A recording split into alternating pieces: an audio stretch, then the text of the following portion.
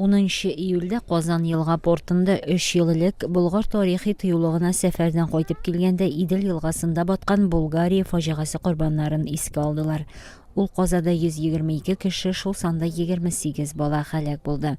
Бу атнада шуның өчен 5 кеше 5 елдан алып 11 елга кадәр төрмәгә хөкем ителде.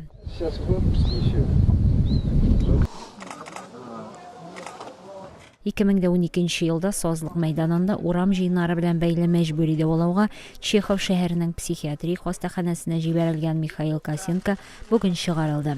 Хастаханәдә ул 2 ай ярым ятып чыкты.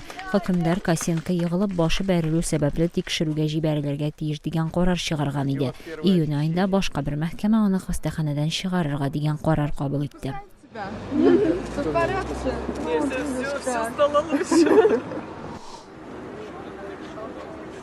Украина башкаласы Киевда Русиядә тотылган очучы Надя Савченконы иреккә чыгарырга чакырып урам җыен узды.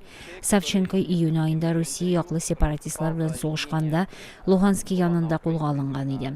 Шуннан соң ул Русиягә тапшырылды. Анда ул 17 июнь көнне Луганsk янында 2 Русия журналистын үтергән һөҗүмдә катнашы булуда гаепләнә. Для того, щоб звільнити Надію Савченко. Таҗикстанның кулланучылар хокукларын яклау идарәсе читтән кертелгән җимеш суы, су һәм тагын берничә товарны сыйфаты начар булу сәбәпле тыйды.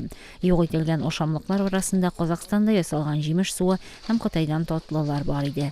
Идарә җитәкчелеге әлеге карарның сәяси нигезе булмавын, кулланучыларны начар сыйфатлы яки искергән ашамлыклардан саклау максаты белән кабул ителгәнен белдерде.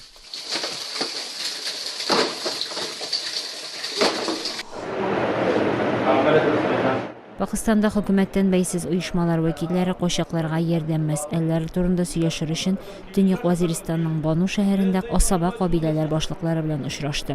Сөйләшүдә сүз ярдәмне бүлү һәм качак балаларны укытуны оештыру турында барды.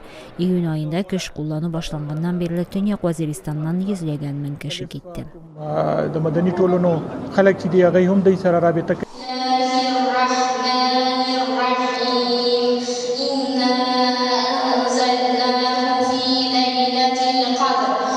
Казакстанның Алматы шәһәрендәге Җәмигъ мәчетендә 15 яшьтән кечерәк балалар Коръән уку бәйгесендә катнашты.